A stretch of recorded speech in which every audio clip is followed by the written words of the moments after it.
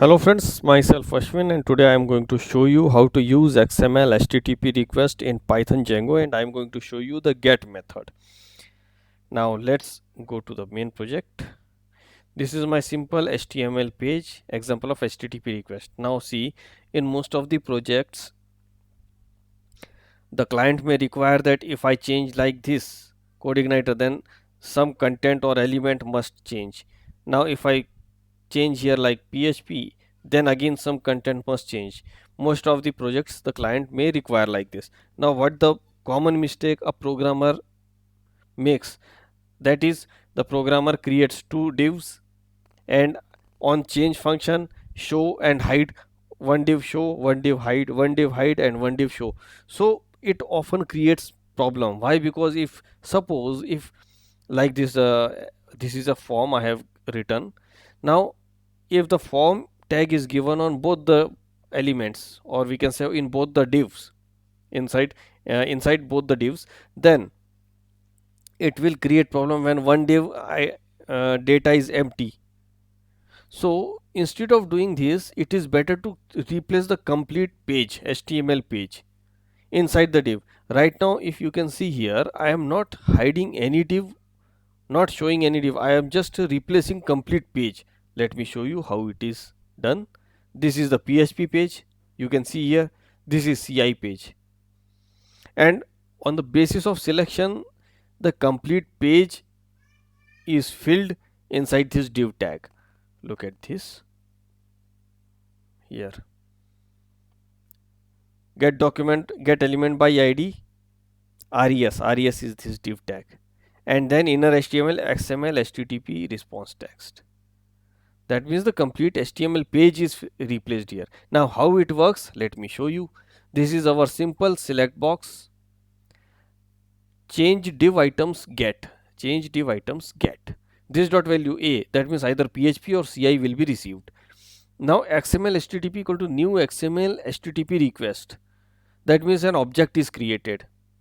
After that, XML HTTP on ready state change, that is, whatever the state is changed inside that select box, immediately a function will be executed. Then whatever the response is sent through XML HTTP, it will be filled inside this inner HTML.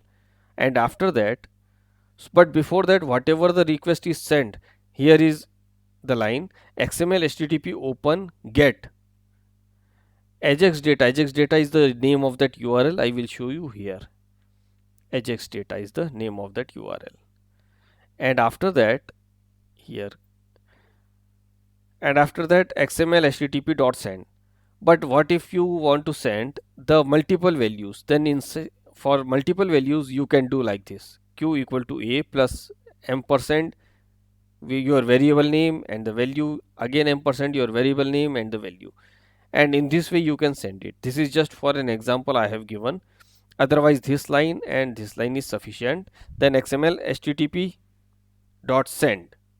Now whatever the data is sent, it comes first here. It will see ajax data, and this is the function ajax data that we are going to execute. Ajax data is the function. Data equal to request dot get q, that means whatever either PHP or CI. Okay, now if data equal to PHP, then page name will be PHP page dot html, else page name equal to CI page dot html.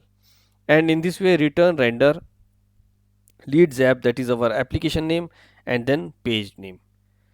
So whatever the page name will be sent here, look at this response text, XML HTTP response text, and that will be saved inside the div tag, that is the res, where id is equal to res.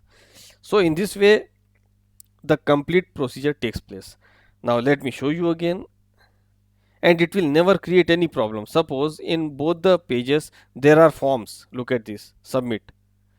If I write something and submit, it will definitely save. It will never create any problem.